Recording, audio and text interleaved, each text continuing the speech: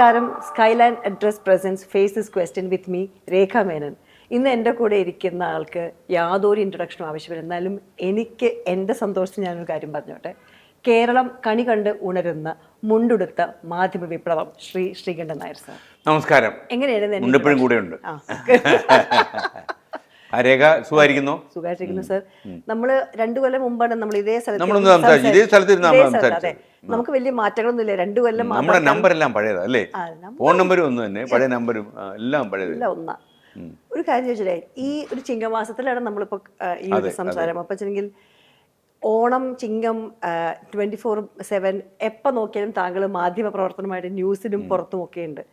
എപ്പോഴാണ് സ്വന്തമായിട്ടൊരു സമയം ഇങ്ങനെ ചെലവഴിക്കാൻ ഉണ്ടാകാറുണ്ടോ? രേഖ അങ്ങനെ സമയമില്ല. ഞാൻ സ്വാതന്ത്ര്യത്തിന് ഇന്ന് രാവിലെയാണ്. അപ്പം അത് ആൾക്കാർ വിചാരിക്കും ഒരു അതിശയോക്തിയാന്ന് വിചാരിക്കും. കാര്യം നമ്മളിപ്പോൾ എല്ലാ ദിവസവും നമ്മൾ ഓഫീസിലുണ്ട്, എല്ലാ ദിവസവും മോർണിംഗ് ഷോ ഉണ്ട്. രേഖയോട് തുറന്നു പറഞ്ഞാൽ കോവിഡ് സമയത്ത് 20 മാസം കോവിഡായിരുന്നു. 4 ദിവസം മാത്രമേ ഞാൻ വീട്ടിൽ നിന്നുള്ളൂ. അത് കോവിഡ് അടിച്ചോണ്ടാണ്. കോവിഡ് അടിച്ച് വീട്ടിൽ കയറി, മാറിയില്ല. വീട്ടിൽ ഇരുന്നുകൊണ്ട് പ്രക്ഷേപിച്ചു. സാങ്കേതിക സാധ്യത വെച്ചിട്ട് വീട്ടിൽ ഇരുന്നുകൊണ്ട് പറഞ്ഞു. ഒരു ആശാ വർക്കർ വന്ന് ഉടക്കി, നിങ്ങളെപ്പോലെയുള്ള ഒരാളൊന്നും ഇങ്ങനെ ചെയ്യാൻ പാടില്ല, നിങ്ങൾ ഭയങ്കര ഗുണദോഷവും സുഭാഷിതവും പറയുന്ന ആളല്ലേ, ഇങ്ങനെ എന്നിട്ട് കോവിഡ് സമയത്തൊക്കെ ടി വിയിൽ വരാൻ പാടുള്ളൂ, കണ്ടെയ്ൻമെൻറ്റ് സോൺ ആവും ഓഫീസ് എന്നൊക്കെ പറഞ്ഞ് വിഷയമുണ്ട്. ഞാൻ എൻ്റെ ചേച്ചി ഞാൻ വീട്ടിന് അതൊന്നും എന്നോട് പറയേണ്ടതാണ്. ചേച്ചിയോടെ രാവിലെ വരാൻ രാവിലെ വന്നപ്പോൾ സുപ്രഭാതം എന്നൊക്കെ പറഞ്ഞ് വീട്ടിൽ നിന്ന് കേൾക്കുന്നു. അപ്പോൾ അവർ ഇങ്ങനെ വായിക്കുമ്പോഴത്തേക്കിട്ട് അവർ പോയി. അപ്പോൾ ആ ദിവസം പോലും അപ്പോൾ ഞാൻ എൻ്റെ അടുത്ത് ചില ആൾക്കാർ വന്ന്, ചില ന്യൂസ് റീഡേഴ്സും ചില ആൾക്കാരൊക്കെ ഒന്ന് പറയും, സാറേ 2 ആഴ്ചയായിട്ട് ഞാൻ കോംബോ ഓഫ് എടുത്തിട്ടില്ല, കോമ്പൻസേറ്ററി ഓഫ് എടുത്തിട്ടില്ല. ആരോടാ ഈ പറയുന്നത്? ഓഫേ എടുത്തിട്ടില്ലാത്ത ആൾ അടിച്ച് ഓഫായിരിക്കും എപ്പോഴും. ഓക്കെ, അങ്ങനെ പോകും രേഖ. അത് പക്ഷേ നമുക്ക് ഇനി ഇതൊക്കെ ഒരു ട്രാക്കിൽ വീണ് കഴിഞ്ഞു, ഇനി രക്ഷയില്ല. എൻ്റെ പുത്രൻ എന്നോട് പറഞ്ഞു, അച്ഛൻ്റെ അവതാര ലക്ഷ്യം ഈ വിശ്രമമില്ലാതെ പണിയെടുക്കുക എന്നുള്ളതാണ്. പണിയെടുത്തോളൂ എന്ന് പറഞ്ഞു. അതന്നെ. കാരണം ഞാൻ അത് നേരത്തെ പറഞ്ഞത്, നെടുമ്പാശ്ശേരി ഞാൻ ഇറങ്ങുമ്പോൾ സാറിന്റെ വലിയൊരു ചിത്രം അവിടെ അത് രേഖ കാണാൻ വെച്ച പടം. Thank you. കാര്യം രേഖ ഇറങ്ങുമെന്നും രേഖ ഈ പടത്തെ നോക്കുമെന്നും അപ്പൊ ആ പടത്തിൽ ഇഷ്ടപ്പെട്ട ഒരാൾ ഇരിക്കണമെന്നും ഞാൻ തീരുമാനിച്ചത്. നല്ല പടമല്ലേ? അടിപൊളി പടം. അത് കഴിഞ്ഞ് ഞാൻ വീട്ടിൽ ചെല്ലുന്നു. ഭയങ്കര കോസ്റ്റ് ആട്ടോ. അതെ, വാടക കൂടുതലാണ്. ഇത്രയൊന്നും എനിക്ക് വേണ്ടി പൈസ ചെലവാക്കണ്ട. അപ്പൊ ഞാൻ വീട്ടിൽ ചെല്ലുന്നു. വീട്ടിൽ ചെല്ലുമ്പോൾ എൻ്റെ അച്ഛൻ്റെ ഏട്ടൻ്റെ വൈഫ് അമ്മായി അവിടെ നിന്ന് താങ്കളെ കാണുന്നുണ്ടാവും. അപ്പോൾ വളരെ ഗംഭീരമായിട്ട് എന്നോട് പറഞ്ഞു, അന്വേഷണം പറഞ്ഞു, എനിക്കൊരു വിചാരമുണ്ട്, അദ്ദേഹത്തിന് എന്നെ അറിയില്ല, പക്ഷെ ഞങ്ങൾക്ക് എല്ലാവർക്കും വീട്ടിലൊരാളാണ്, അത് നമ്മുടെ സ്ഥിരം ടെലിവിഷനാണ്, പക്ഷെ എനിക്ക് വലിയ പരിചയമുള്ള മാതിരിയാണ് എൻ്റെ മനസ്സിൽ എന്ന് പറഞ്ഞു അമ്മായി. എനിക്കുണ്ടല്ലോ, ചില അച്ഛന്മാരും ചില ആൾക്കാരൊക്കെ എന്നോട് ഉടക്കാൻ വരുന്നുണ്ട് ഇത് പറഞ്ഞത്. ഞാൻ ഈ മോർണിംഗ് ഷോയിൽ തന്നെ ഇത് പറഞ്ഞിട്ടുണ്ട്. അതായത് അമ്മമാരോട് എനിക്കൊരു പ്രത്യേക താല്പര്യം. ഞാൻ എൻ്റെ അമ്മ മരിച്ചതിന് ശേഷം പ്രത്യേകിച്ച് അത് കൂടിയിട്ടുണ്ട്. അപ്പം ഈ എൻ്റെ അമ്മ എന്നോട് സംസാരിക്കുന്നില്ല, ഞാൻ മറ്റുള്ള അമ്മമാരെ കാണുന്നു. അമ്മ മരിച്ചതിന് ശേഷം പ്രത്യേകിച്ച് എൻ്റെ അമ്മയുടെ ഒരു പ്രത്യേകത എന്താണെന്ന് ചോദിച്ചു കഴിഞ്ഞാൽ, അമ്മയ്ക്ക് വലിയ വിദ്യാഭ്യാസമൊന്നും ഇല്ലായിരുന്നു. അമ്മ ടെലിവിഷനുമായിട്ട് വലിയ ബന്ധമില്ലായിരുന്നു. അമ്മ ഞാനിപ്പോൾ ഏഷ്യാനെട്ട് കൊട്ടാരക്കര മേലിലയിലാണ്. അപ്പോൾ അമ്മ എന്നെ ഇങ്ങനെ ഇടയ്ക്കിടയ്ക്ക് കാണാൻ കിട്ടാത്തതുകൊണ്ട് എന്നോട് എന്തെങ്കിലും പറയാനുണ്ടെങ്കിൽ നമ്മൾ തമ്മിൽ ടി വിയിൽ കാണുമ്പോൾ അമ്മ ടി വിയിൽ അങ്ങ് പറയും. അമ്മയ്ക്ക് തിരിച്ച് മറുപടി വേണമെന്നില്ല. അമ്മ പറഞ്ഞു, അമ്മയുടെ കാര്യം കഴിഞ്ഞു. അമ്മ മരിച്ചു പോയപ്പോഴാണ് ഞാൻ അമ്മയുടെ ആബ്സെൻസ് മനസ്സിലാക്കുന്നത്. ഞാനന്ന് മലയാള മനോരമയുടെ മഴവിൽ മനോരമയിൽ ജോലി ചെയ്യുന്നു. അവിടുത്തെ ആദ്യത്തെ ടോക്ക് ഷോ തുടങ്ങുമ്പോൾ ഞാൻ പറഞ്ഞു, എന്നെ കാത്തിരിക്കുന്ന എൻ്റെ അമ്മയുണ്ടായിരുന്നു, അപ്പം അമ്മ ഇല്ലാതെയാണ് ഞാൻ നിങ്ങളോട് സംസാരിക്കുന്നത്.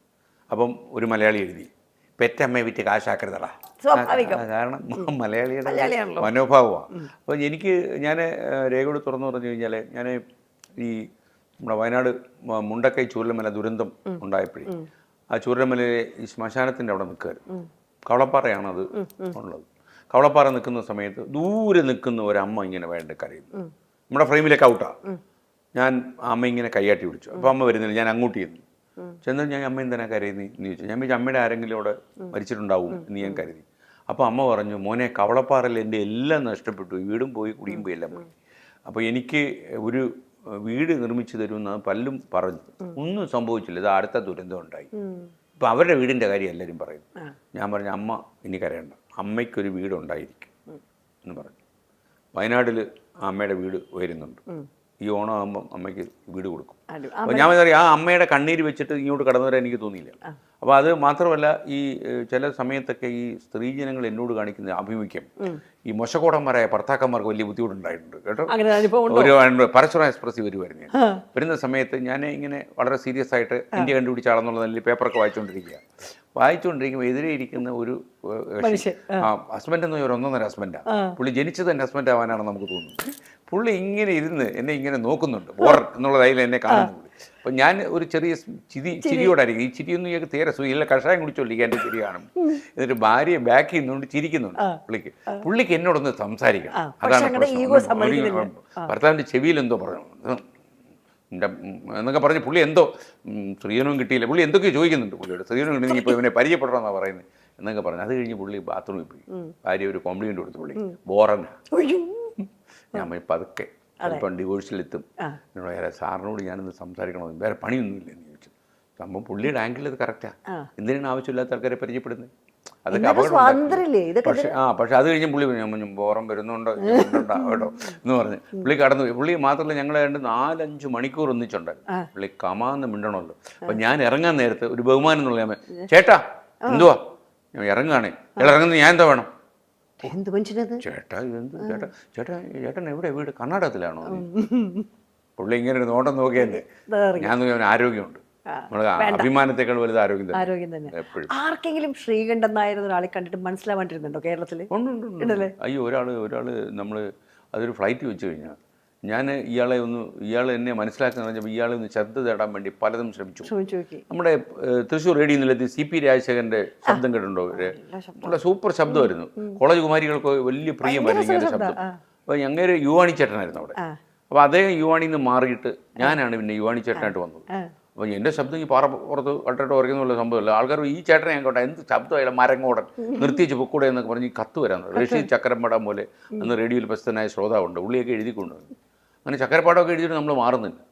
അപ്പോൾ CPRനോട് ഞാൻ പറഞ്ഞു, രാജേശ്വരൻ പറഞ്ഞു, എത്ര മോശപ്പെട്ട ശബ്ദമാണെങ്കിലും, പുള്ളി പറയുന്നത് സംസ്കൃതം കളത്തുണ്ടേ, കംപ്ലീറ്റ് മോശപ്പെട്ട ശബ്ദമാണെങ്കിൽ കുറച്ച് കഴിയുമ്പോൾ അത് ശരിയായി വരും, അത് അവർക്കൊരു ശീലമാവും അല്ലെങ്കിൽ ദുശീലമാവും, നിങ്ങൾ പറഞ്ഞുകൊണ്ടേ ഇരുന്നുള്ളൂ, അതല്ലോ നമ്മുടെ പണിയെന്ന് പറഞ്ഞു. ഞാനപ്പോൾ പുള്ളിയിൽ നിന്ന് പഠിച്ചൊരു വിദ്യയുണ്ട്. പുള്ളി ഞാനോട് തിരുവനന്തപുരത്ത് വടക്കേച്ചറ അവിടെ നിന്ന് ഒരു ബസ് സ്റ്റാൻഡിൽ നിന്ന് ഒരു പ്രൈവറ്റ് ബസ് കയറി ഒരു സ്ഥലത്തോട്ട് പോകുമായിരുന്നു, കോലേരി എന്ന് പറയുന്ന സ്ഥലത്ത്. അതൊക്കെ ചുമ്മാ ഓരോ പരിപാടിയല്ലേ, സ്വന്തം തട്ടമല്ലേ കോലഴി. അപ്പോൾ കോലഴിയിലോട്ട് പോകുമ്പം റേഡിയോക്കാരനെ ആരും മുഖത്തിൽ തിരിച്ചറിയത്തില്ലോ. പുള്ളിക്ക് അസ്വസ്ഥയായി, കുറച്ചു നേരമായി. അപ്പോൾ പുള്ളി തന്ത്രം മാറ്റി, ആകാശവാണി തൃശ്ശൂർ, തിരുവനന്തപുരം, ആലപ്പുഴ വാർത്താ തരംഗിണി എന്നൊക്കെ പറഞ്ഞു തുടങ്ങി പുള്ളി. ഞാൻ ഇന്നത്തെ തലയ്ക്ക് വല്ല കുഴപ്പമുണ്ടോ? അപ്പോൾ ആൾക്കാർ തിരിഞ്ഞു നോക്കി, റേഡിയോ കേൾക്കുന്നൊരു ശബ്ദം, ഇതേ മാർഗമുള്ളെന്ന് പറഞ്ഞു. അപ്പോൾ ഞാൻ ആ പരിപാടി മറ്റൊരാളോട് പരീക്ഷ നോക്കി. TV പറഞ്ഞില്ല ഗുഡ് മോർണിംഗ് എന്നൊക്കെ പറഞ്ഞു. അയാൾ എവിടെ? അയാൾ എന്നോട് ലാസ്റ്റ് നിങ്ങൾക്ക് എന്തോ ജോലി എന്ന് ചോദിച്ചു. ഞാൻ പറഞ്ഞു ജോലി അന്വേഷിച്ചടക്കുക ചേട്ടാ എന്ന് പറഞ്ഞു. അപ്പോൾ ഞാൻ പറഞ്ഞു, ചേട്ടൻ ഞാൻ മസ്കറ്റിലാണ്. ഞാൻ കാര്യങ്ങളൊക്കെ പറഞ്ഞു. പുള്ളി TV കാണാറില്ലെന്ന് പറഞ്ഞു. ഞാൻ ചേട്ടൻ അങ്ങനെ ഒരു നല്ല ബുദ്ധി തോന്നുന്ന കാര്യം എന്താണെന്ന് ചോദിച്ചു. ഭയങ്കര ബോറാ TV കണ്ടുകൊണ്ടിരിക്കുകയെന്ന് പറഞ്ഞു.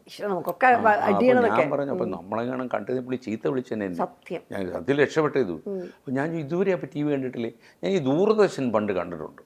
അപ്പോൾ ദൂരദർശൻ എന്തുവാ കണ്ടിട്ടുള്ളത് എന്ന് ചോദിച്ചു. അപ്പോൾ ഞാൻ എന്നോട് പറഞ്ഞു വേൾഡ് ദിസ് വീക്ക് അറിയായിരുന്നു. ഞാൻ പറഞ്ഞു പ്രണോയ് റോയ് ഞങ്ങളുടെ ഒരു ബന്ധത്തിലുള്ള ആളാണ്. നിങ്ങൾ ബന്ധുക്കളാ? പുള്ളി പിന്നെ സജീവമായി. പിന്നെ എനിക്കൊരു കള്ളമൊക്കെ പറയേണ്ടി, ഞങ്ങളെ വേറെ ഇതിൽ ബന്ധമാണ്, നമുക്ക് ബന്ധം വല്ലതും ഉണ്ട്, ആകെ ബന്ധം TV കണ്ട ബന്ധമല്ലോ. പക്ഷെ അങ്ങനെ ഒത്തിരി ആൾക്കാരുണ്ട്, നമുക്ക് സന്തോഷമാണ്. കാര്യം അയാൾ പറഞ്ഞ കറക്റ്റല്ലേ, എന്തൊരു ബോറാന്ന് അയാൾ ചോദിച്ചത് TV കണ്ടുകൊണ്ടിരിക്കുന്നത്. അങ്ങനെ തോന്നിയോ? സ്വന്തം പരിപാടി അല്ലാണ്ട് മറ്റുള്ള ഇപ്പൊ ഒരു മാധ്യമ തരംഗത്തിൽ നോക്കുമ്പോൾ ഒരുപാട് എന്താ പറയാ ഇഷ്ടംമാതിരി പരിപാടികളാണ്. താങ്കൾ അതിനെ വിലയിരുത്താറുണ്ടോ സാറേ എപ്പോഴെങ്കിലും? നമ്മളെ കൂടി തുടങ്ങി. അല്ല, എനിക്ക് ഇപ്പൊ എന്തറിയോ, നമ്മൾ ഈ വരമ്പത്ത് കൂലി എന്ന് പറയുന്ന പരിപാടി ഉണ്ടല്ലോ, മലയാളത്തിൽ ചൊല്ല, അത് കറക്റ്റാണ്. നമ്മളിപ്പോൾ ഒരു തെറ്റ് വരുത്തിയാൽ അപ്പം തന്നെ ശ്രോതാവ് അപ്പം തന്നെ ഈ കമൻറ്റ് ബോക്സിൽ ഞാൻ തന്നെ വരുത്തി പിന്നെ ഈ കമൻറ്റുകൾ വായിക്കാൻ തുടങ്ങിയോട് അവർ മോണിറ്റർ ചെയ്യുന്ന അവരുടെ ജോലിയാണ്, അപ്പം തന്നെ ചീത്ത വിളിക്കും. ഞാനിപ്പോൾ വളരെ വിഷമിച്ചിരിക്കുന്നത് എന്താ അറിയുമോ? എസ് കുമാർ വാട്സപ്പിൽ സന്ദേശം അയച്ചു എനിക്ക്. അപ്പോൾ അതിനകത്ത് വാജ്പേയിയെക്കുറിച്ച് പറഞ്ഞ് നന്നായി എന്ന് പറഞ്ഞു. അല്ല, വാജ്പേയിയെക്കുറിച്ച് പറഞ്ഞത് കണ്ടു. ഞാൻ ടെൻഷനിലായി. ഞാൻ എന്ത് വാജ്പേയിയെക്കുറിച്ച് പറഞ്ഞത് എനിക്കിപ്പോൾ ഓർമ്മയില്ല. ഞാൻ ഇനി എന്തെങ്കിലും പറഞ്ഞ് ഏറലാവോ? പൊങ്കാല, ഇപ്പോഴത്തെ പൊങ്കാല എന്നെ രസമാണ്, നമ്മുടെ 1.5 തലമുറയ്ക്ക് തെറിയുന്നത് എന്നാ തെറിയാന്നറിയപ്പം. വായ്പിഴവ് വന്നപ്പോഴും അങ്ങനെ വിഷമിച്ചു. അതിൽ ഞാനത് ഉണ്ടല്ലോ, ഞാൻ മുഖ്യമന്ത്രിയുടെ കാര്യമാണല്ലോ പറഞ്ഞത്. അപ്പോൾ പെട്ടെന്ന് എന്തറിയുമോ കോൺഗ്രസ്സുകാർ ഏറ്റുപിടിക്കുന്ന ഞാൻ നോക്കിയപ്പം സോഷ്യൽ മീഡിയയിൽ. അപ്പോൾ ഇത് മിക്കവാറും നമ്മുടെ CM അറിയുമ്പോൾ മിക്കവാറും പ്രശ്നമാകും, അതിനുള്ളൊരു സാധ്യതയുണ്ട്. ഞാൻ ഉടനെ തന്നെ ഇതിന് തടയിടാൻ നമുക്ക് ഏറ്റവും എളുപ്പം ചെയ്യുന്നറിയോ, തെറ്റുപറ്റി മനുഷ്യ സഹജമാണ്, അലക്സാണ്ടർ പോപ്പ് അങ്ങനെ പറഞ്ഞിട്ടുണ്ട് എന്നൊക്കെ പറഞ്ഞിട്ട് ഞാനങ്ങ് തിരുത്തിയാലൊന്നും ഞങ്ങൾ വിടത്തില്ലെന്നും പറഞ്ഞു. ഉടനെ ആൾക്കാർ ഇറങ്ങി. ഉടനെ ഇത് എന്തുവാ പ്രശ്നം എന്ന് അറിയുമോ രേഖ? നമ്മൾ ഈ ഭരണകർത്താവും അവതാരകനും ഒന്നാവാൻ പാടില്ല. അവിടെ നിന്നാണ് പ്രശ്നം. എന്താണെന്നറിയാം, നമ്മളവിടെ നിന്ന് പ്രിയമുള്ള സുഹൃത്തുക്കളെ എന്ന് പറയുമ്പോൾ 100 നല്ലെണ്ണം വാങ്ങിച്ചോട്ട് വന്നിട്ടില്ല ഇവിടെ, ഷൂട്ടൊന്നും നടക്കത്തില്ലെന്ന് എനിക്ക് തോന്നുന്നത്. ചെവി കേട്ടോണ്ടിരിക്കുകയാണ്, ഇങ്ങനെ വെച്ചിരിക്കുകയല്ലേ. അപ്പോൾ ഞാനിങ്ങനെ VS-ൻ്റെ ഇതിങ്ങനെ പറഞ്ഞുകൊണ്ടിരിക്കുന്ന സമയത്താണ് അവിടുത്തെ ഒരു ഗുരുതരമായ പ്രശ്നം ഒരാളെൻ്റെ ശ്രദ്ധയിൽപ്പെടുത്തിയത്. അവിടെ എതിരെ നിന്ന് ഒരാൾ കാണിക്കുന്നുണ്ട്, നടന്നില്ല, അത് പോയി എന്നൊക്കെ. നമ്മൾ ആ ടെൻഷൻ നിൽക്കുമ്പോഴേ രണ്ടുപേരും മുഖ്യമന്ത്രിയായിരുന്നുള്ളൂ. നമ്മൾ അദ്ദേഹത്തിൻ്റെ പേര് പറഞ്ഞു, മൊത്തം പ്രശ്നമായി. ഇത് പ്രശ്നമായി കഴിഞ്ഞുള്ള പ്രോബ്ലം എന്താ? വീട്ടിൽ കയറാൻ പറ്റുന്ന രേഖ. എൻ്റെ പണിയായിപ്പോയി. ഭാര്യ അതോടങ്ങ് പിണങ്ങുമല്ലേ. നമ്മളിത് ഏതാണ്ട് ആദ്യമായിട്ട് തെറ്റ് വരുന്നല്ല ഭാര്യ. ഇത് നമ്മൾ തെറ്റേ വരുത്തിയിട്ടുള്ളൂ ജീവിതത്തിൽ. ഇത് ആദ്യമായിട്ട് തെറ്റുന്നതെന്നുള്ള ലൈനില്ല. പക്ഷെ നമുക്കൊക്കെ ഉണ്ടല്ലോ അതിൻ്റെ റെസിലിയൻസ് ഉണ്ട് സാറേ, ഇതൊക്കെ മുന്നോട്ടേക്ക് പോകും. കറക്റ്റ് അല്ലേ? അല്ല, ഞാൻ നോക്കുമ്പോൾ അറിയോ രേഖ, ഇതിന് ഞാൻ എപ്പോഴും ഈ മാത്രമല്ല ഇപ്പം 65 വയസ്സായി. കണ്ടാ തോന്നില്ല, ഭയങ്കര പാടാ. പെയിന്റ് അടിച്ച് റെഡിയാക്കി. മാത്രമല്ല ഈ നമ്മുടെ മേക്കമ്മൻ എന്ത് മിടുക്കനെന്നറിയോ, പുള്ളി ഓരോ പെയിന്റിൽ നമ്മുടെ വീട് വൈറ്റ് വാഷ് ചെയ്യുന്നില്ല. ഷാജി എന്നയാളുടെ പേര്, കണ്ടാളടിക്കും കേട്ടോ. ഷാജി വീടിനൊക്കെ വൈറ്റ് വാഷ് ചെയ്യുന്നില്ല. അപ്പോൾ 1.5 ഇഞ്ച് അങ്ങ് അടിക്കുക. എന്നോടും ചോദിച്ചു വേണോ 1.5. രേഖ അടുപ്പിക്കരുത് കേട്ടോ. രേഖയുടെ ഫേസ് മാറ്റും. അജിത് വാസന് കണ്ടാൽ മനസ്സിലാവാതെ വരും ഇത് ആര് കയറി വരുന്നതെന്ന് തോന്നുന്നു. കാര്യം എന്താ, പുള്ളി ചെറുപ്പമായി കളയും. രേഖയുടെ ഒരു 18ാമത്തെ വയസ്സിൽ ഇപ്പം എത്രയായി? 94. അല്ല എത്രയായി? ഒരു 40 വെച്ചോളൂ. രേഖ പറയണ്ട കേട്ടോ. കാര്യം പെൺകുട്ടികളുടെ പ്രായം പറയരുതെന്ന് ഞാൻ പറയുന്നത്.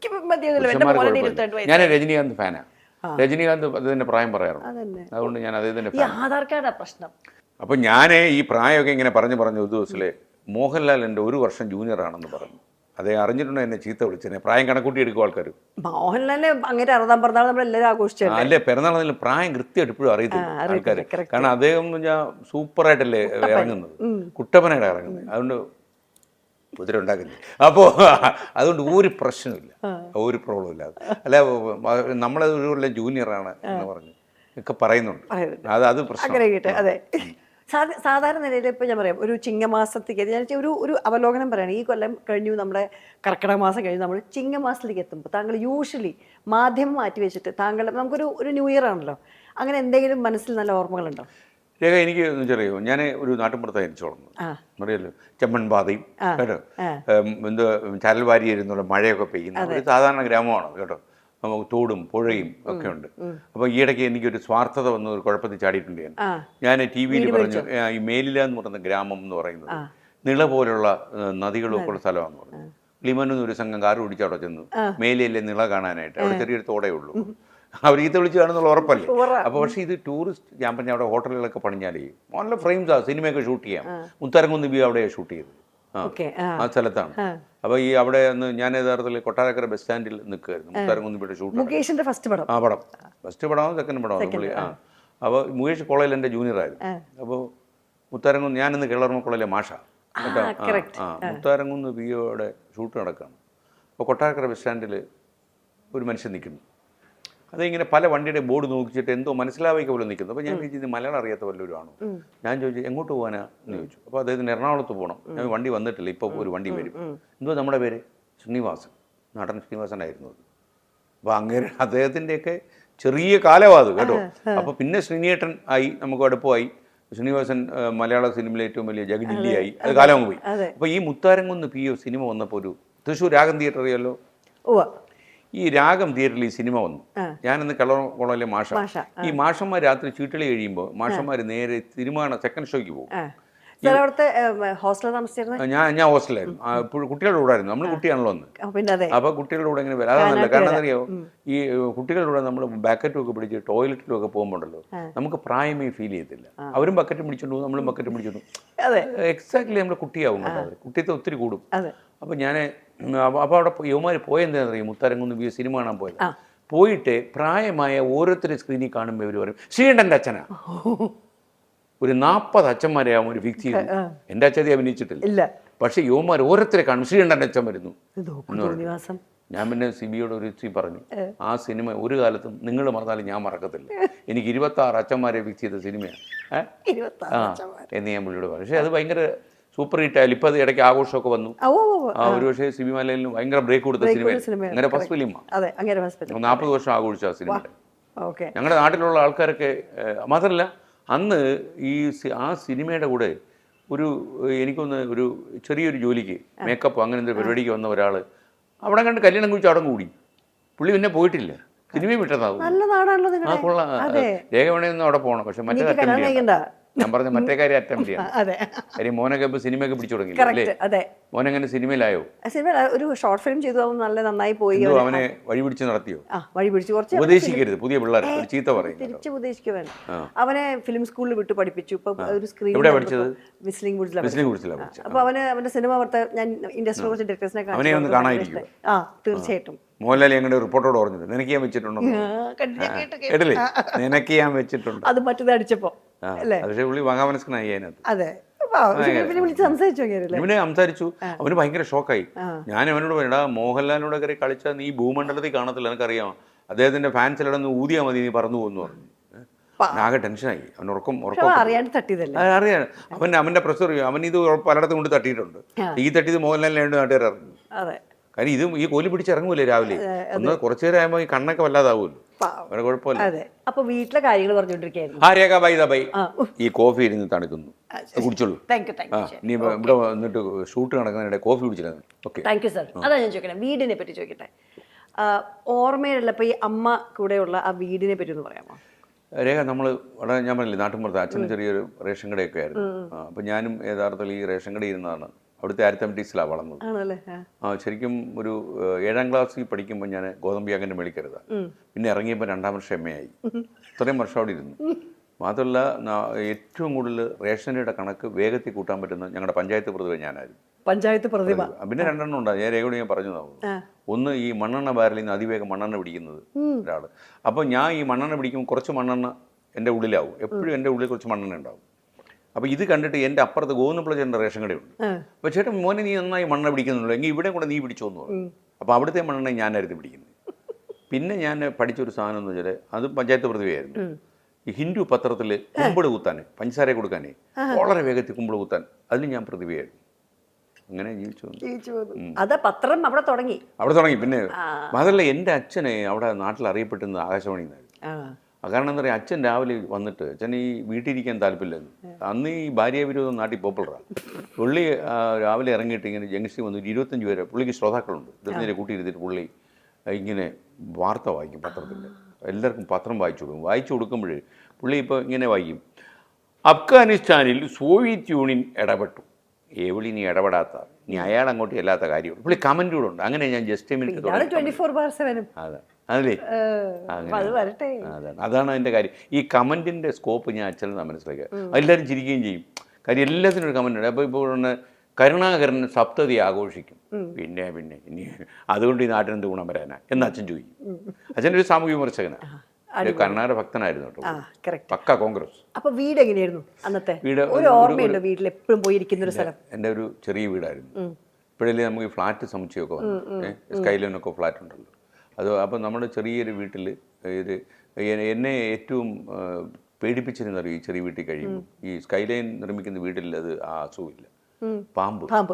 നാട്ടിൽ ഒരുപാട് ഇഴജന്തുക്കളുണ്ട്. അപ്പോൾ നമ്മൾ ചില സമയത്ത് ഇങ്ങനെ ചീറ്റിക്കൊണ്ടിരിക്കുമ്പോൾ നമ്മൾക്ക് റേഡിയോയിൽ കറണ്ട് പോയതാണെന്ന് വിചാരിക്കും കേട്ടോ. മൂലക്കോട്ട് പോകുമ്പോൾ അവിടെ ഒരു 8 അടി മൂർഖനൊക്കെ ആയിരിക്കും ഇരിക്കുന്നത്. ചിലപ്പോൾ അതിൻ്റെ കീഴത്തൊക്കെ ആയിരിക്കും ഇരിക്കുന്നത് നമ്മൾ. അപ്പോൾ നമ്മൾ പതുക്കെയൊക്കെ തുണി എടുക്കാൻ വരും, തുണിക്കകത്തൊക്കെ പൊതിഞ്ഞിരിക്കുന്നതാണ് പാമ്പ്. മാത്രമല്ല രേഖ, എനിക്ക് പറ്റിപ്പോരാ വീഴ്ച എന്നറിയാമോ? ഞാൻ ഞങ്ങളുടെ പോകുന്ന വഴിയിൽ, അന്ന് കാറൊന്നും പോകാത്ത വഴിയാണ്, ആ വഴിയിൽ പോകുമ്പം കുറച്ച് മുളങ്കാടുണ്ട്. ഈ മുളങ്കാടിൻ്റെ അവിടെ ഒരുപാട് പാമ്പുകളുണ്ട്. അപ്പോൾ ആ മുളങ്കാടിൻ്റെ അവിടെ ചെല്ലുമ്പോൾ ഞാൻ എങ്ങനെയാണ് നോക്കുന്നത്, ഇങ്ങനെയാണ് ചാടിപ്പോകുന്നത്, പാമ്പിൻ്റെ തലയ്ക്ക് ചവിട്ടായിരിക്കാൻ വേണ്ടി. നേരെ പോയ പാമ്പ് ചവിട്ടുന്നായിരുന്നു അന്ന് എൻ്റെ മണ്ടത്തരം. അങ്ങനെ ഞാൻ വരുമ്പോൾ പിറകെ വന്നൊരു പയ്യനെ അണലി അടിച്ചു. അവൻ എൻ്റെ കൈ കിടന്നാണ് മരിച്ചു. അതിനുശേഷം ഈ പാമ്പ് ഭയങ്കര പ്രശ്നമായി. വലിയ എനിക്കിപ്പോഴും ഒരാളിപ്പോൾ ഞാൻ മോർണിംഗ് ഷോ ചെയ്തുകൊണ്ടിരിക്കുമ്പോൾ ഒരു പാമ്പിനെ കാണിച്ചു തന്നാൽ മതി, മോർണിംഗ് ഷോ തീരും. അപ്പോൾ ഇത് മാത്രമല്ല, ഞാൻ തൃശ്ശൂരിൽ ആകാശവാണി വർക്ക് ചെയ്യുമ്പോൾ എൻ്റെ കൂടെ ഒരു കുര്യൻ സാറുണ്ടായിരുന്നു, അവിടുത്തെ ഫാം ആൻഡ് ഹോമിൻ്റെ ഓഫീസർ. സാറിൻ്റെ വീട്ടിൽ നമ്മൾ ഗസ്റ്റായിട്ട് കൂടിയിരിക്കുക, അതിഥിയായിട്ട് കൂടിയിരിക്കുക. സാർ ഒരു ദിവസം എൻ്റെ സന്തോഷത്തിനൊരു കഥ പറഞ്ഞു. സാറ് പറഞ്ഞു, ഒരു ദിവസം ഞാനും ഭാര്യ എൻ്റെ 2 കുട്ടികളോട് കിടക്കുമ്പോൾ ബെഡിലൊരു മൂർഖൻ വന്നു. കുട്ടികളെ പാമ്പ് ടച്ച് ചെയ്യാതെ എനിക്ക് ആ മൂർഖനെ എടുക്കണം. ഞാൻ ഭാര്യയെ ബഹളം ഉണ്ടാക്കാതെ വിളിച്ചുണർത്തി താഴെ ചാടിച്ചു. ഇനി മൂർഖൻ്റെ കൂഴോ മൂർഖൻ്റെ അടുത്താണ് ഈ 2 കുഞ്ഞുങ്ങളുടെ നടുവിലാണ് ഈ മൂർഖൻ നിൽക്കുന്നത്. ഒരു കുട്ടിയെ വല്ല വിധേന എടുത്തു, മറ്റേ കുട്ടി എടുക്കാൻ പറ്റുന്നില്ല. ഈ മൂർഖൻ ഇതെല്ലാം കണ്ടുകൊണ്ടിരിക്കുക. ഇയാൾ എന്തുകൂടെ ഈ കാണിക്കുന്നത് എന്ന രീതി മൂർഖൻ നിൽക്കുക. അവസാനം വളരെ ഒരു 10-40 മിനിറ്റ് എടുത്താണ് ഈ മൂർഖനെ അനക്കാതെ പുള്ളി, അപാരമായ സിദ്ധി, അത് പ്രതിഭാ വൈദഗ്ധ്യം, പുള്ളി എടുത്തു. എന്നിട്ട് പുള്ളി അങ്ങ് പോയി ഇതും പറഞ്ഞിട്ട് ഞാൻ അതേ കട്ടിലാണ് കിടക്കുന്നത്. രാത്രി മൂർഖൻ നിൽക്കുന്നതും അവൻ്റെ ചീറ്റലും അവൻ നിന്ന് ആടുന്നതും എനിക്ക് പല ദിവസം ഉറങ്ങാൻ പറ്റില്ല. കുര്യൻ സാറ് വീട്ടിൽ നിന്ന് അങ്ങനെ ഇത് കാണുന്നുണ്ടെങ്കിൽ കുര്യൻ സാർ നല്ല നാളെ ഓർമ്മിക്കും. എനിക്ക് 4 ദിവസം ഇത് കേട്ട് എനിക്ക് ഉറങ്ങാൻ പറ്റില്ല. അപ്പോൾ ഒരു വീടിൻ്റെ ഇത് നോക്കുമ്പോഴേ സത്യമായിട്ട് പറഞ്ഞാൽ പെട്ടെന്ന് നമ്മുടെ ഒരു വീട്ടിലേക്ക് ഈ വീടിൽ നിന്നും നഗരത്തിലേക്ക് മാറിയപ്പോൾ വീടിൻ്റെ സ്വഭാവവും വീടിൻ്റെ ഇതൊക്കെ മാറിയോ? എനിക്ക് എപ്പോഴും ഉണ്ടല്ലോ ഈ നമ്മൾ ഈ ന്യൂക്ലിയർ കുടുംബം എന്നൊക്കെ പറയുന്നെങ്കിലും എനിക്ക് വലിയ ഫാമിലിയാണ് ഇഷ്ടം, ഈ തറവാടുകൾ അങ്ങനെയൊക്കെയുള്ള വീടുകൾ ഇഷ്ടം. പക്ഷേ നമ്മുടെ നാട്ടിൻ ഇപ്പോൾ നഗരങ്ങളിലൊന്നും തറവാട് കെട്ടി ഉണ്ടാക്കാൻ പറ്റത്തില്ല. ഞാൻ പലപ്പോഴും ഈ ഫ്ലാറ്റുകൾ കാണുമ്പോൾ ആലോചിക്കുന്നറിയുമ്പോൾ ഈ ഫ്ലാറ്റുകളൊക്കെ ഇല്ലായിരുന്നു ഈ ആൾക്കാരൊക്കെ എവിടെ പോയി താമസിക്കുമായിരുന്നു. നമ്മൾ ചിലപ്പോഴൊക്കെ പറയും, നമ്മൾ ചാനലൊക്കെ നിന്നുകൊണ്ട് പറയും 10 സെൻറ്റ് പറമ്പുണ്ടെങ്കിൽ നിങ്ങളിവിടെ കൃഷി ഇറക്കണം, നിങ്ങൾക്ക് ആവശ്യമുള്ള വെജിറ്റബിൾസ് നിങ്ങളിവിടെ കൃഷി ചെയ്യാം. എവിടെയായി നടക്കുക ആരും. പക്ഷേ നമ്മൾ ഈ വീടിനെ കുറിച്ചുള്ള നമ്മുടെ സങ്കല്പം കാലത്തിനനുസരിച്ച് മാറിപ്പോകുന്നതായിരിക്കും അല്ലേ? എനിക്ക് അങ്ങനെ തോന്നുന്നു. ഇപ്പം നമുക്കെല്ലാം സൗകര്യമായല്ലോ. നമ്മളെന്ന് വെച്ചാൽ ഈയിടെ ഞാനൊരു സിനിമാ നടനെ കണ്ടു, പുള്ളി ഇങ്ങനെ കാണിക്കുന്നു. അപ്പം ഞാൻ വിചാരിച്ചു വി എന്നുള്ള സംഭവം സിഗരറ്റ് തിരികാൻ വേണ്ടിയാണ്. അപ്പോൾ പുള്ളിക്ക് അത്രയും പോലും എണീക്കാൻ വയ്യ. പുള്ളി തിരികെപ്പം ഇതങ്ങ് അടച്ചു വലിച്ചു. ഇനി ഞാൻ വിചാരിച്ചു ഇനി ഇയാൾ ഭാവിയിൽ കൂലിക്ക് നിർത്തി ആളെ കൊണ്ട് വലിപ്പിച്ചാലോ, ചിലപ്പോൾ അങ്ങനെയും ചെയ്യുമല്ലോ. എനിക്ക് വയ്യ അതുകൊണ്ട്. അപ്പോൾ വീടെന്ന് പറയുന്നത് നമ്മുടെ മനസ്സിനെ ഒരു വീടിൻ്റെ സൗകര്യങ്ങളും മാത്രമല്ല ഒരാളെ അയാളുടെ ജീവിതത്തിലുടനീളം വേട്ടയാടുന്ന 1-2 സാധനങ്ങളൊന്നാണ് വീട്. കാരണം അയാൾ ജനിച്ച വീട്, പിന്നെ അയാൾ വളർന്ന വീട്, അയാൾ പോയ സുഹൃത്തുക്കളുടെ വീട്. ചില ആൾക്കാരൊക്കെ ഉണ്ട് കേട്ടോ, ഈ നമ്മുടെ ഡോക്ടർ ഏഷ്യൻ്റെ ചെയർമാനായിരുന്നു ഡോക്ടർ റെജിമേൻ. അദ്ദേഹത്തിന് ഈ അടുത്തിടെ കണ്ടു ഞാൻ കേട്ടോ. കണ്ടപ്പോൾ അദ്ദേഹം ഒരു മാറ്റമില്ല. വേറൊരു സംഭവം, അദ്ദേഹത്തിന് മരണമില്ലെന്നും അദ്ദേഹം സൂചിപ്പിക്കുന്നുണ്ടായിരുന്നു. കാര്യം AI വന്ന കാലത്ത് അങ്ങനെ ശരീരം ജീർണമാവും, അത് പോകും, ബാക്കി എല്ലാം എടുത്ത് സിസ്റ്റത്തിൽ കമ്പ്യൂട്ടറിൽ വെക്കാൻ പറ്റും. റെജിമെൻ അടിച്ചു കഴിഞ്ഞാൽ ഈ സാധനമൊക്കെ വരും. അങ്ങനെ ഒരു കാലത്തെക്കുറിച്ചാണ് എനിക്ക് തോന്നുന്നത്. അദ്ദേഹത്തിൻ്റെ ഈ IQ ഒരു 180 തോന്നുന്നു. ഐൻസ്റ്റീൻ്റെ അതേ IQ ആണെന്ന് തോന്നുന്നു. അതാണ് പുള്ളി പറയുന്നത്. അപ്പോൾ ഈ ഡോക്ടർ റെജിമെൻ ഇടയ്ക്ക് ചിലപ്പം തിരുവനന്തപുരത്ത് എൻ്റെ വീട്ടിൽ വന്ന് ഭക്ഷണമൊക്കെ കഴിക്കുമായിരുന്നു. അപ്പോൾ അല്ലല്ലേ, അത് അമ്പലമുക്കിൽ വീടുണ്ട്. അപ്പോൾ ആ വീട്ടിലെ ഇദ്ദേഹം വരുമ്പോൾ ഒരു പ്രശ്നം, ഇദ്ദേഹം വളരെ സ്ട്രെയിറ്റ് ഫോർവേഡാണ് ഡോക്ടർ, ഉള്ള കാര്യങ്ങൾ പറയുന്നത്. Doctor basically is A doctor.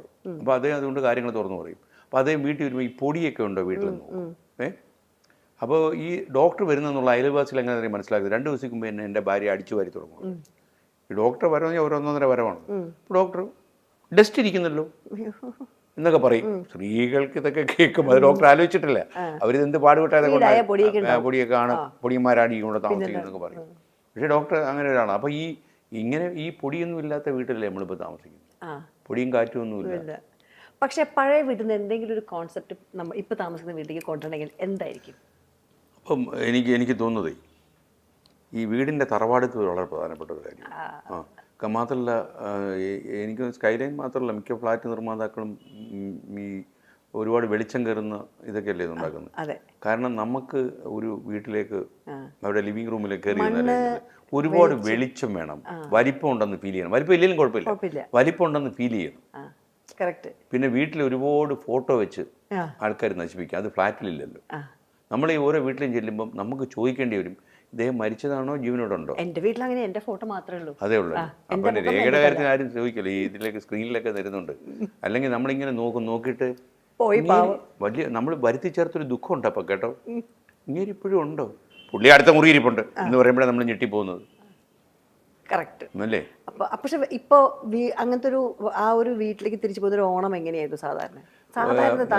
Onam നമുക്ക് ഭയങ്കര സന്തോഷമുള്ള കാര്യമായിരുന്നു. ന്യൂസുകാർക്കൊന്നും ഓണമില്ല. നമ്മൾ ഈ ഓണത്തിനാണ് നമ്മുടെ പണി മൊത്തം. മറ്റുള്ളവരെ ഓണം കാണിക്കുക എന്നുള്ളതാണ്. അപ്പോൾ നമ്മുടെ ഒരു പഴയകാല സംഭവം എന്ന് വെച്ച് കഴിഞ്ഞാൽ ഈ ഓണത്തിന് റേഷൻ കടയെല്ലാം ഉത്തരാടത്തിൽ നിന്ന് വലിയ കച്ചവടമായിരുന്നു. തിരുവോണം ഉച്ച കഴിഞ്ഞ് കഴിഞ്ഞാൽ അച്ഛൻ നീ എവിടെ പോയിക്കോളാൻ പറയും. അന്ന് ആ ലൈസൻസ് കിട്ടും. അപ്പം അന്ന് സിനിമ കാണാൻ പോകും. അതല്ല, സിനിമ കാണാൻ പോകുന്ന ചെറിയ സിനിമ കണക്കമല്ല, തിയേറ്ററിലെ ഏറ്റവും ഫ്രണ്ടിൽ പോയി. ഞങ്ങളുടെ നാട്ടിൽ തിയേറ്ററിന് 2 തൂണുണ്ട്, മരം കൊണ്ടുള്ള തൂൺ, ഓലക്കൊട്ടകയാണ്. അപ്പോൾ ആ തൂണെ ചാരി നമ്മൾ കണ്ടത്. അപ്പോൾ എസ്പെഷ്യലി ഈ ചില അപകടം പിടിച്ച സിനിമകളൊക്കെ നമ്മൾ ഏറ്റവും ഫ്രണ്ടിൽ ഇരുന്ന് കാണും. പൈസയും കൊടുത്തിട്ട് നമ്മൾ ബാക്കിൽ പോയി കാണത്തില്ല.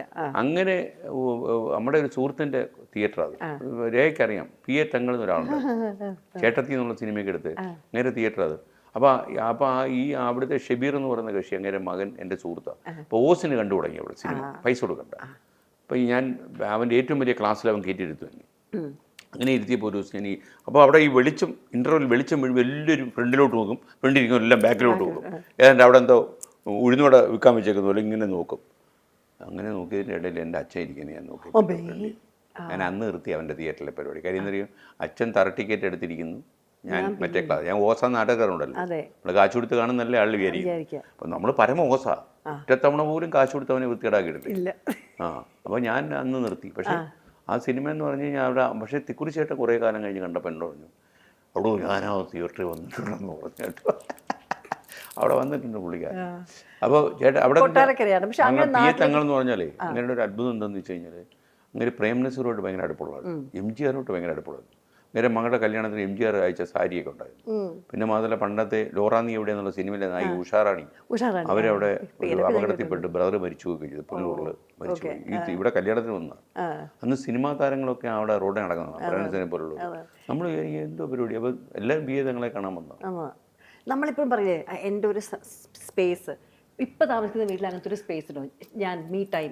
എന്നോട് ഈ ഷബീർ എന്ന് പറഞ്ഞു, വീടിനെ കുറിച്ച് പറഞ്ഞ് ഞാൻ പറയാം. അവൻ എന്നോട് പറഞ്ഞു, വയസ്സ് കാലത്ത് ഈ വാർദ്ധക്യകാലത്ത് നാട്ടുകാരെ ചീത്ത കേൾക്കാതിരിക്കാൻ ഒരു പണി എന്തിലൊപ്പിക്കണമല്ലോ, നാട്ടുകാരെ ബോറടിപ്പിക്കുമല്ലോ, ഒരു വഴിയമ്പലം പോലെ വീടുണ്ടാക്കണമെന്ന് പറഞ്ഞു.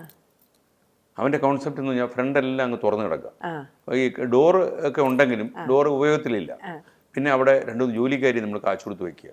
അപ്പോൾ രേഖ തന്നെ കൊട്ടാരക്കര വഴി കടന്നു പോകുമ്പം അവിടെ പോയി 2 ദോശയൊക്കെ കഴിച്ചിട്ട് പോവുക.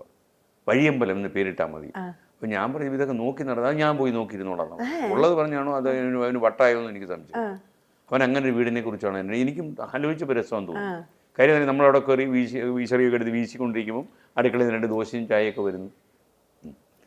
അപ്പോൾ അതാണ് എനിക്ക് വീടിനെ പറ്റി ചോദിക്കാനുണ്ടായിരുന്നു. വീട് അല്ല, പിന്നെ നമ്മളെന്താ പറയുക, എന്താണെന്നറിയില്ല രേഖ, ഈ നമുക്ക് അമിതമായ ഒരു പ്രോപ്പർട്ടിയോടൊന്നൊരു താല്പര്യമില്ല വന്നു തുടങ്ങിയിട്ടുണ്ട്.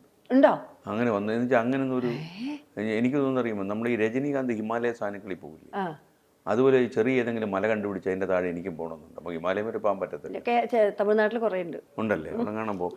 പക്ഷേ അതേസമയം ആൾക്കാരെ ഈ നമ്മൾ ഈ ലാസ്റ്റ് ഊർത്തനെടുക്കുന്ന സമയമുണ്ടല്ലോ, രേഖയ്ക്കുണ്ടാവും അത്. അവസാനത്തെ ഊർത്തനെടുക്കുമ്പോൾ ഒരു 10 സെക്കൻഡ് 2 ചോദ്യങ്ങൾ വരും. എന്തിനാണോ ഈ മണ്ണിൽ നീ ജീവിച്ചത്, മറുപടി പറയേണ്ടി വരും. അയൽവാസിക്ക് ടമണ്ടൻ ഭാര വെച്ചോടാ ചോദിക്കും. അത് കഴിയുമ്പോൾ ഈ ഊർത്തൻ പൂർത്തിയാവും. ഉത്തരവുണ്ടോ? ഉണ്ട്. അതിലെ അയൽവാസിക്ക് ഭാര വയ്ക്കുന്നില്ലല്ലോ നമ്മൾ. എൻ്റെ ആയുസ് ഇങ്ങനെ നീണ്ടിപ്പോകുന്നതിൻ്റെ കാര്യം ചില ആൾക്കാരൊക്കെ നമ്മളോട് ചോദിക്കും, ഈ കമൻറ്റ് ബോക്സിലേ നമ്മുടെ ഈ കരിയർ ഗ്രാഫൊക്കെ മനസ്സിലാക്കി ചില ആൾക്കാർ നിർത്തി പൊക്കൂടായിടാ എന്ന് ചോദിക്കും. അത് അത്ര എളുപ്പമാണ്. ഇപ്പം മമ്മൂട്ടി നിങ്ങൾക്ക് ഇത്ര വയസ്സായാലും നിങ്ങൾ അഭിനയം നിർത്തുമെന്ന കയ്യിലെ ആൾക്കാർ പറയും. പക്ഷേ ആൾക്കാരറിയാം, മമ്മൂട്ടി വേര് കൊണ്ട് അങ്ങേര് വൈബരെ വെള്ളവും കുടിച്ച് അങ്ങേരെ 1-ാം പകുതി ആളിൽ അറിയുന്നില്ലല്ലോ. ഇപ്പോൾ മോഹൻലാലിൻ്റെ 2-ാം പകുതി ആളിൽ അറിയുന്നുള്ളൂ. അങ്ങേര് സ്വാമീസ് ലോഡ്ജിലൊക്കെ കിടന്ന് ജന്മം പാഴായൊന്നും ആളിൽ അറിയുന്നില്ല. അപ്പോൾ അത് നിർത്തി പോകാൻ പറഞ്ഞാൽ വാശി കെട്ടി മുണ്ടും മടക്കി വെച്ചാൽ ഇറങ്ങി പോകാൻ പറ്റുമോ? അപ്പം ആൾക്കാർ നവാഗത പ്രതിഭകൾക്ക് അവസരം കൊടുക്കണം. ഏതോ ഒരു പ്രതിഭ വന്നിട്ടുണ്ട് കേട്ടോ എന്നെ ഔട്ടാക്കാൻ. അവൻ ഇവിടെ ഇരിക്കുന്നു എന്ന് മാത്രമേ ഇനി സംശയമുള്ളൂ. വരട്ടെ അല്ലേ? അതൊന്നും കുഴപ്പമില്ല. എത്ര കൊല്ലോട് അടിക്കാനുള്ള ഐഡിയ ഉണ്ട്? അറിയില്ല സാറേ, പോകുന്നിടത്തോളം പോട്ടെ. ഒരു 10-15 വർഷം പോകും. ദൈവമേ, കേട്ടാ എന്തൊരു സുഖം. അജിത്തിനോടൊന്ന് ചോദിക്കണം. കാരണം എന്തറിയാം, നമ്മളെ ഏറ്റവും സഹിക്കുന്നത് ഭർത്താവ് തന്നെ. അതെ, അതല്ല എന്നെ ശനിയാഴ്ച ഇപ്പൊ പോണില്ലേ എന്ന് ചോദിക്കുക ചെന്നൈന്ന്. മൂപ്പര് എന്നെ ശനി ചേരനെ കാണണ്ട, കാരണം അത്ര ശബ്ദകോലാഹലാണ് അവിടെ. അതുകൊണ്ട് രേഖ ഉണ്ടെങ്കിൽ പിന്നെ നിങ്ങൾ സൂപ്പർ ചേരുവേ. കാര്യം അറിയോ, രേഖയാണെങ്കിൽ സംസാരിച്ചുകൊണ്ടേയിരിക്കും, വാ തുറക്കത്തില്ല. കാരണം അങ്ങേര് സംസാരിക്കാനുള്ളത് രേഖ സംസാരിച്ച് തീർക്കും. അല്ല, 5 കല്യാണം കഴിഞ്ഞ 6 കൊല്ലം കഴിഞ്ഞപ്പോഴും എനിക്ക് മനസ്സിലായി അജിത്ത് പാട്ട് പാടും നന്നായിട്ടുണ്ട്. ഭാസ്കര ഭാഷ മകനല്ലേ? 6 കൊല്ലം. 6 കൊല്ലം ഞാൻ ചോദിച്ചു, എന്താ ഭാഷ, താൻ എന്തോടത് പറയാഞ്ഞേ? മിണ്ടാൻ അവസരം കിട്ടിയാലേ പാടാൻ പറ്റൂ. Forget singing. കറക്റ്റ്. മാത്രമല്ല രേഖ അവസരം കൊടുത്തു കാണത്തില്ല. അതെ. താങ്കളുടെ വൈഫ് വളരെ ഇൻട്രോവേർട്ട് ആണോ? അയ്യോ, മാത്രമല്ല ഈ ഭാര്യയുടെ കാര്യത്തിൽ ചില ആൾക്കാർ എന്നോട് ചോദിക്കും ഭാര്യയെ പേടിയാണോ? ഞാൻ പേടിയാണ്. അപ്പോൾ ഞാൻ ഭാഗ്യലക്ഷ്മി കൈരളി TV-യിൽ എന്നെ ഇന്റർവ്യൂ ചെയ്തപ്പോൾ ഒരു ചോദ്യം ചോദിച്ചു. ഭാര്യ അടുത്തിരിക്കുക എന്നോട് ചോദിച്ചു, നിങ്ങളൊരു വീരശൂര പരാക്രമിയാണ് എന്ന് കേട്ടിട്ടുണ്ടല്ലോ. ഞാൻ ഇത് കേട്ടതല്ലേ, സത്യം അതല്ലല്ലോ. അപ്പോൾ എന്നോട് ചോദിച്ചു, നിങ്ങൾക്ക് ഭാര്യയെ പേടിയുണ്ടോ? ഭാര്യ അടുത്തിരിക്കുമല്ലേ. ഭാര്യ ഇങ്ങനെ ഇരുന്നു, എന്ത് പറയും ഇവൻ നോക്കട്ടെ എന്ന് വിചാരിച്ചിരുന്നു. അപ്പം ഞാൻ പറഞ്ഞു, ഭാര്യയുടെ പ്രതീക്ഷ തെറ്റി ആര് നടക്കുന്നുവോ അവൻ ഭാര്യയെ പേടിച്ചുകൊണ്ടേയിരിക്കും. ഭാര്യനെ കിട്ടിയില്ല. അപ്പം പിന്നെ ഭാര്യനെ കിട്ടിയത് ടെലികാസ്റ്റ് ചെയ്തപ്പോഴാണ് എൻ്റെ ഭാര്യയ്ക്കും. അപ്പം ഞാൻ പറഞ്ഞു, ഭാര്യയുടെ പ്രതീക്ഷ അനുസരിച്ച് നമ്മൾ നടക്കണം. ഭാര്യ പക്ഷേ നന്നായിട്ട് സംസാരിക്കുകയും ആൾക്കാരെ നന്നായിട്ട് ഡീൽ ചെയ്യുകയും ചെയ്യും. പിന്നെ മാത്രമല്ല, സഹനശക്തിക്ക് ഒരു പുരസ്കാരം പുള്ളി കൊടുക്കണം. എന്നെയല്ലേ സഹിക്കുന്നു. മകനോ? മകന് അവൻ സംസാരം കുറയ്ക്കാൻ തീരുമാനിച്ചു. ഈ അച്ഛൻ്റെ ഈ ഓറൽ ഡയറിയ ബാധിച്ച സംസാരം കേട്ട് കേട്ട് അവൻ കുറച്ചു. എന്താ ചെയ്യണേ? പുള്ളിക്കാരനെ ഇവിടെ ഈ ഫ്ലവേഴ്സ് എന്ന് പറഞ്ഞ TV ചാനലുണ്ട്, അറിയാമോ? അപ്പോൾ ആ ചാനലിൽ ഡിജിറ്റൽ ഹെഡ് ചെയ്യുന്ന അദ്ദേഹമാണ്. പക്ഷേ പുള്ളിയുടെ താല്പര്യം സിനിമ പിടിക്കാനാണ്. രേഖ വേണമെന്ന് ലോകം അടിക്കാം, തീർച്ച കാശ് കയ്യിലുണ്ടെങ്കിൽ. ഞാൻ ഗോവാലേട്ടനോട് പറഞ്ഞു, ഗൂഗിളും ഗോവാലേട്ടൻ്റെ ഈ കളയാനായിട്ടൊരു 100-300 കോടി ഉണ്ടെങ്കിൽ അവനെ കൊണ്ടൊരു സിനിമ പിടിപ്പിക്കും. ഗോവാലേട്ടൻ ഇവ എന്തെങ്കിലും ചെയ്തു തരുമെന്ന് പറഞ്ഞു, സഹായിക്കും, വരട്ടെ, അവൻ്റെ ഊഴം വരും, ഒരട്ടെ കണക്കാക്കി വിടാം. പക്ഷെ അവന് ഈ ന്യൂയോർക്ക് ഫിലിം അക്കാഡമി പോയി പഠിച്ചു. വിസിറ്റിംഗ് ഗുഡ്സ് പോലെ അവിടെ പോയി പഠിച്ചു. മൂവി ഡയറക്ഷൻ പഠിച്ചിട്ട് വന്നപ്പോഴാണ് അവൻ ഈ സിനിമാ മോഹം വന്നിരിക്കുന്നത്. അടിപൊളി. പക്ഷെ ഞാൻ പറഞ്ഞു, നീ മലയാളം സിനിമ പിടിക്കലേ, ഓസ്കാറിൽ പോകണം, എന്തിനാ കുറയ്ക്കുന്നു? നമ്മൾ സ്വപ്നം കാണും, വലിയ കാര്യങ്ങൾ സ്വപ്നം കണ്ടുകൂടെ? നാഷണൽ അവാർഡ് നമുക്ക് കിട്ടൂലല്ലോ. പിന്നെ മകളുണ്ട്. മകളുണ്ട്. അവള് നമ്മുടെ IBS-ൽ ഒരു സോഫ്റ്റ്വെയർ എഞ്ചിനീയറായിട്ട് വർക്ക്. Very good. സിംഗപ്പൂരിലായിരുന്നു. ഇപ്പം അതൊക്കെ മനസ്സിലാക്കി ഇവിടെ വന്നിട്ട് ഇതുണ്ട്. ഹസ്ബൻഡ് ഉണ്ട്, അനുരാജ്. എൻ്റെ കാരണം IT-യാണ്. അപ്പോൾ ഒരു വർക്ക് ഫ്രം ഹോമാണ്. Very good. വീട്ടിൽ തന്നെ ഉണ്ട്. ഞാൻ പറഞ്ഞില്ല, ലാർജ് ഫാമിലി എന്നുള്ളതോ അതൊരു വലിയൊരു സംഭവമായിട്ടോ ഒന്ന് ഒന്നിച്ച് കഴിയുക. അതല്ല, നമ്മൾ ഇടയ്ക്ക്, പക്ഷേ അവളെൻ്റെ ഒരു ആർച്ച് ക്രിട്ടിക്കാട്ടോ. പക്ഷേ എൻ്റെ ഭാഗ്യത്തിനുള്ള TV കാണത്തില്ല, രാവിലെ തുറക്കില്ല. ഇല്ല, അവള് TV അതെന്തോന്ന് വെച്ചറിയാം. ഈ നമ്മുടെ നാട്ടിൽ സ്നേഹമുള്ളവരുണ്ടല്ലോ. ഇപ്പം നമുക്ക് തന്നെ ഒരു പിഴവ് പറ്റി. ഇപ്പം അന്ന് തന്നെ നമ്മുടെ സീമിൻ്റെ കാര്യം പറഞ്ഞ് ഇങ്ങനെ അബദ്ധം പറ്റി. ഈ പിഴവ് പറ്റി നമ്മൾ. അപ്പം ഞാൻ ഈ എങ്ങനെയാണെന്നറിയാം ദുഃഖം മറച്ചത്, സമാന ലെവലിൽ പിഴവ് പറ്റിയവരെല്ലാം ഞാൻ ഓർത്തു. അവരെല്ലാം ജീവനോടുണ്ടല്ലോ, ഒരുപാട് പേരുണ്ടല്ലോ. അപ്പം നമ്മൾ തന്നെ ലൈവിൽ നിൽക്കുന്ന സമയത്ത് നമ്മൾ അശ്ലീലം പറഞ്ഞു പോകല്ലേ, നാവിൻ്റെ സ്ലിപ്പ് കൊണ്ട് ആവാമല്ലോ. മലയാളത്തിലൊക്കെയാണ് ചില അക്ഷരങ്ങൾ ചെറുതായിട്ടൊന്ന് വഴുതി മാറിയാൽ മതി, തെറിയിലേക്ക് പോകും. അതൊന്നും വരരുതെന്ന് പറഞ്ഞിട്ട് നമ്മൾ ഇരിക്കുകയാണ്. അപ്പോൾ അങ്ങനെ ഇരിക്കുന്ന സമയത്ത് ചില ആളുകളുണ്ടല്ലോ, രാവിലെ നമ്മൾ വളരെ സന്തോഷമായിട്ട് ഗുഡ് മോർണിംഗ് എന്നൊക്കെ പറഞ്ഞ് നമ്മൾ വന്ന് നിൽക്കുന്ന സമയത്ത് എന്താ പറയുക, വാട്സപ്പിൽ ഇത് അയച്ചിട്ടുണ്ടാവും. ഇത് 150ാമത്തെ ആളായിരിക്കും ഫോർവേഡ് ചെയ്തിരിക്കുന്നത്. നമ്മളിത് കുത്തിന്ന് ചിലപ്പോൾ ഇത് കണ്ടു കാണില്ലല്ലോ, അതുകൊണ്ട് അയച്ചതാ, വിഷമിക്കേണ്ട എന്നിട്ട് അയച്ചു. എന്ത് കാര്യം ആളെ അയച്ചു. ഇങ്ങനെ ചിലരുടെ മോൾക്ക് അയച്ചു കൊടുക്കും. അവള് കണ്ടു കാണാത്ത കാര്യം. ഇപ്പൊ ഇതിന്റെ പ്രോബ്ലം ഇതാ രേഖ. പണ്ട് നമ്മൾ പ്രക്ഷേപിക്കുമ്പോഴേ നമ്മൾ വേണേ നമുക്ക് അങ്ങ് നിഷേധിക്കാതെ അങ്ങനെ നമ്മൾ പറഞ്ഞിട്ടൊന്നുമില്ല. ഇതിപ്പോ ഒന്നും പറയാൻ പറ്റത്തില്ല. മാത്രമല്ല, ഞാനാണെങ്കിൽ അബദ്ധം പറ്റിയെന്ന് പറഞ്ഞപ്പോൾ തന്നെ ഉണ്ടല്ലോ, ഡിജിറ്റലി കയറി പിടിച്ചായിരുന്നു.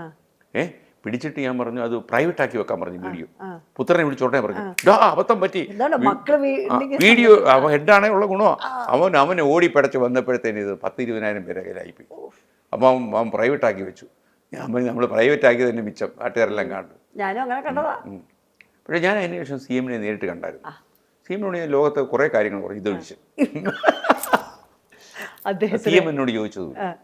അതിൽ അദ്ദേഹം ഭയങ്കരമായിട്ട് ഇപ്പം വളരെ അദ്ദേഹത്തിൻ്റെ രോഗത്തിൽ നിന്നൊക്കെ പൂർണ്ണമായി മുക്തി നേടി ഭയങ്കര ഹാപ്പിയാവും, ഭയങ്കര പ്ലീസിങ്. അതല്ല, ഈ ഓർമ്മിപ്പിച്ച് കാണുമോ എനിക്ക് സംശയമുണ്ട്. പക്ഷേ ഭയങ്കര ഹാപ്പി ആയിരുന്നു എനിക്ക്. പക്ഷേ ഞാൻ പറയാൻ വേണ്ടി രേഖ പോയത് ഇങ്ങനെ അബദ്ധം പറ്റിയെന്ന് അവസാനം കൺക്ലൂഡ് ചെയ്യുമ്പം ഫോർ എന്ന് പറഞ്ഞിട്ട് പറയാമെന്ന് വിചാരിച്ചു. പക്ഷേ അത് മറന്നുപോയി. അതിലിനി കാണും പറയും, കണ്ടിട്ടുണ്ടെങ്കിൽ മനസ്സിലായിക്കോളും. അല്ല അത് പിന്നെ മാത്രമല്ല, അന്ന് വേറൊരു കക്ഷിക്ക് ഒരു അബദ്ധം പറ്റി. വേറൊരുത്തൻ തിരുവനന്തപുരത്ത് കണ്ട് മൈക്കിൽ അനൗൺസ് ചെയ്യുമ്പോൾ അവന് ഇതേ അബദ്ധം പറഞ്ഞു. അപ്പോൾ എനിക്ക് മാത്രമല്ല, അത് പക്ഷേ കുഴപ്പമില്ല രേഖ. അതെന്ന് വെച്ചാൽ അല്ല, ഈ മാത്രമല്ല, ഞാൻ പണ്ടൊരു മനുഷ്യൻ ആലുവയിൽ വെച്ചിട്ട് ഞാൻ ഈ നമ്മൾ തമ്മിൽ നടക്കുന്ന സമയത്ത് ഈ സംസാരിക്കാൻ അറിയാവുന്നവരെ കൊണ്ട് ഈ ഗസ്റ്റായിട്ട് വെക്കണം. കണ്ട അലവലാദികളൊന്നും കൊണ്ട് ഗസ്റ്റാക്കി വെക്കരുത്. എന്നിട്ട് ഞാനാണെങ്കിൽ അവിടെ ഒരു സിനിമാ സ്ക്രിപ്റ്റ് എഴുതാൻ പോയതാണ്. ഇത് ഓരോന്ന് പരീക്ഷിക്കണമല്ലോ. അതൊക്കെ ചെയ്തു. അതൊക്കെ ചെയ്തിട്ട് നമുക്ക് പറ്റിയ പണിയെല്ലാം മനസ്സിലാക്കി തിരിച്ചു പോരും. അപ്പോൾ ഇയാൾ നമ്മളെ വിടത്തില്ല. അപ്പം നമ്മുടെ കൂടെ പ്രൊഡ്യൂസർ നിൽക്കുക. പ്രൊഡ്യൂസർ എന്നൊക്കെ പറഞ്ഞാൽ ഈ പൈസ ഉള്ളവന് പെട്ടെന്ന് ബോറടിക്കും. അവൻ്റെ കുറ്റമല്ല, കാശുണ്ടല്ലോ. അപ്പോൾ ഈ പുള്ളിക്കാരന് ബോറടിച്ചു തുടങ്ങി, ഇയാളെ കൊണ്ട് കൈയിട്ട് തുടങ്ങി. അപ്പോൾ ഞാൻ പതുക്കെ നടന്നിട്ട് ഇങ്ങനെ പിന്തിരിയില്ല. അപ്പോൾ ഞാൻ അങ്ങയുടെ പേരൊക്കെ എഴുതിയെടുത്തു, അഡ്രസ്സൊക്കെ എഴുതിയെടുത്തിട്ട് ഞാൻ എന്തെന്നറിയാമോ, ഏഷ്യാനെറ്റിൽ പോയിട്ട് അടുത്ത തവണ നമ്മൾ തമ്മിൻ്റെ ഗസ്റ്റായിട്ട് ഇയാളെ ബുക്ക് ചെയ്തിട്ട് ഇടയ്ക്ക് വെച്ചിരിക്കുന്ന ആരെയും അറിയോ, ഇപ്പുറത്ത് ബി സന്ധ്യ, ശ്രീലേഖ IPS, ഭയങ്കര സ്ട്രോങ് ഒരു 5 സ്ത്രീകളെ വെച്ചിട്ട് ഇടയ്ക്ക് ശ്രീകൃഷ്ണൻ്റെ കുട്ടി ഇങ്ങനെ കൊണ്ട് നടക്കുന്നത്.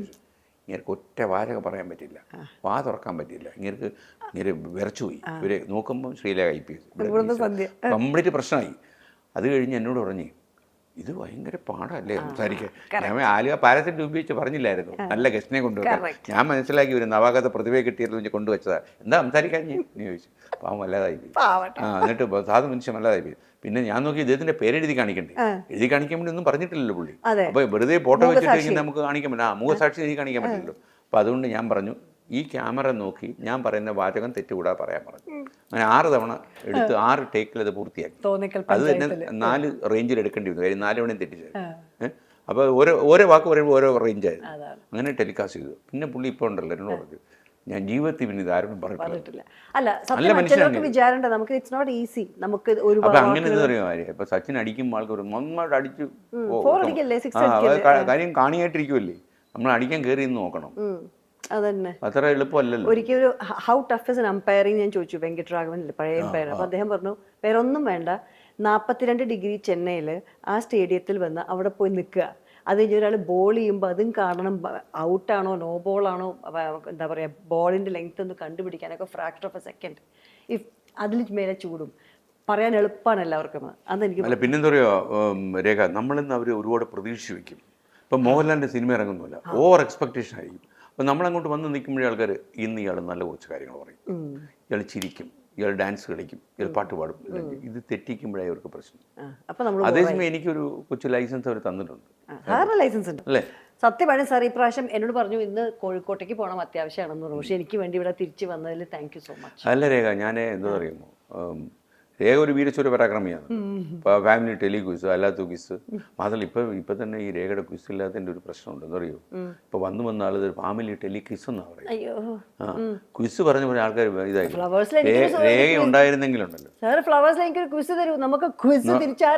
തിരിച്ചുകൊണ്ടുവരണം. അത് രേഖാ മേനോൻ. പിന്നെ മാത്രമല്ല, ഇങ്ങോട്ട് വന്നപ്പോഴേ ഭാര്യ ഒരു കാര്യം കൂടെ പറഞ്ഞു, അവർക്കും ഈ സാധനങ്ങൾ ചെല്ലുന്നുണ്ട്, എന്തെങ്കിലും ഇവരെ കയറി വിളിച്ച് പറയരുത്.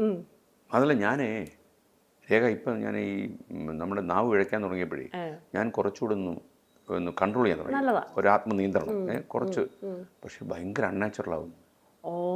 എന്നിട്ട് ഞാൻ ചെന്നെന്ന് പറഞ്ഞതേ, ഇന്ന് പ്രധാനമന്ത്രി രാജ്യത്തോട് എന്ത് ഉണ്ടാക്കാടോ താൻ പറയുന്നുള്ള ലൈനിൽ ആൾക്കാർ ഇരിക്കുന്നത്. പിന്നെ ഞാൻ പഴയ പോലായി. നമുക്ക് ആ മസിൽ പറ്റത്തില്ല. പിന്നെ നമുക്കൊരു സമയം വരും. ഞാൻ പറഞ്ഞില്ലേ ഒരുത്തൻ ജനിച്ചിട്ടുണ്ടെന്ന്, ഇവിടെ ഒരുത്തൻ ഇരിപ്പുണ്ട്, അവൻ നമ്മളെ റീപ്ലേസ് ചെയ്യും. അന്ന് നമ്മൾ സ്ഥലം കാലിയാക്കി മേലിൽ തറവാട് കെട്ടി അവിടെ പോകും. പറ്റുമെങ്കിൽ സ്കൈലൈൻ്റെ CMD ഒരു തറവാട് കെട്ടിത്തരിക അല്ലേ, കൂടെ എനിക്കും പൈസ തരത്തുമില്ല, പേടിക്കട്ട. രേഖയും വേണം. രേഖയ്ക്ക് നല്ല വീടൊക്കെ ഉണ്ടല്ലോ, മാത്രമല്ല സ്വന്തമായിട്ടൊരു ഭർത്താവും. അല്ല, അത് ചെറിയ കാര്യമാണ്. ഇല്ലാത്ത എത്രയോ ആൾക്കാർ. എന്തായാലും എനിക്ക് എന്നെ പേടിച്ചിട്ടാണ് ഇങ്ങോട്ട് വന്നതെന്ന് ഞങ്ങൾക്ക് സത്യമാണ്. അത് ഞാനുണ്ടല്ലോ ഈ സ്കൈലൈൻ നമുക്ക് വേണ്ടപ്പെട്ട സ്ഥാപനമാണ്, നമുക്ക് ഇഷ്ടം അവരെ. അതല്ല രേഖ, എനിക്ക് ആവശ്യമില്ലാത്തൊരു ഇതുണ്ട് കേട്ടോ. ഞാൻ വണ്ടിയിലൊക്കെ പോകുമ്പോഴേ ഒരു പരമേശ്വരം വിളിച്ചിട്ടുണ്ടെങ്കിൽ ചായക്കട കാണുമ്പോഴേ ആ കടയിൽ ആളില്ല, എനിക്കൊരു വിഷമമാണ്. ഞാൻ നിർത്തി ഒരു കടമുലയോട് ചോദിച്ചു, ഞാൻ എന്തെങ്കിലും ചെയ്യാൻ പറ്റുമോ? കാര്യം ആ കടയിൽ അങ്ങനെ ഭയങ്കര പ്രതീക്ഷയോടെ തുടങ്ങിയ ചായക്കടയില്ലേ, അവിടെ ആളില്ല എന്ന് പറഞ്ഞല്ലേ. സ്കൈലൈനൊക്കെ നന്നായി പോകുന്നു, ഒരുപാട് ഫ്ലാറ്റുകൾ കിട്ടുന്നു, വില്ലകൾ കിട്ടുന്നു, നല്ല കാര്യമല്ലേ. അപ്പോൾ എല്ലാവരും എല്ലാവരും കച്ചവടം ചെയ്യുന്നവർക്ക് ഒരു പ്രതീക്ഷ ഉണ്ടല്ലോ. അപ്പം ഞാൻ സ്കൈലൈനോട് വിളിച്ച് പറയാം, നമുക്ക് അടുത്ത തവണ ചെയ്യാം. ആരാ ഇത് ഇൻ്റർവ്യൂ ചെയ്യാനൊക്കെ പോകുന്നേ എന്ന് ചോദിച്ചു. രേഖാ മേനോൻ. ഞാനൊന്ന് ഞെട്ടി. ഞാനൊന്ന് ഞെട്ടി കേട്ടോ. ഞാൻ പറഞ്ഞു, രേഖയാണോ, ഈ പിന്നെ എതിർക്കാനുള്ള കരുത്തില്ല, എന്നാ വരേണ്ടത്? അപ്പോൾ പറഞ്ഞു, അല്ല എറണാകുളം ഇല്ല, ഒരു കൊച്ചിയില്ല, കോഴിക്കോട് പോകണ്ട, എന്നാന്ന് പറഞ്ഞാൽ മതി. എന്താ അവസ്ഥ നല്ല ചോദി. രേഖയോടെ ആ കളി ഒന്നുമില്ല sir. Thank you so much. ആ രേഖ നന്നായിരിക്കട്ടെ. അടുത്തൊരു 20 വർഷം കൂടെ ഈ രംഗത്ത് പ്രവർത്തിക്കണം. എൻ്റെ കാര്യം ഒരു കുറച്ചുകൂടെ കുട്ടിക്കും, ദാരിദ്ര്യം എന്തിനാണ്. ഓക്കെ, താങ്ക് യു രേഖ. കാണാം അപ്പം.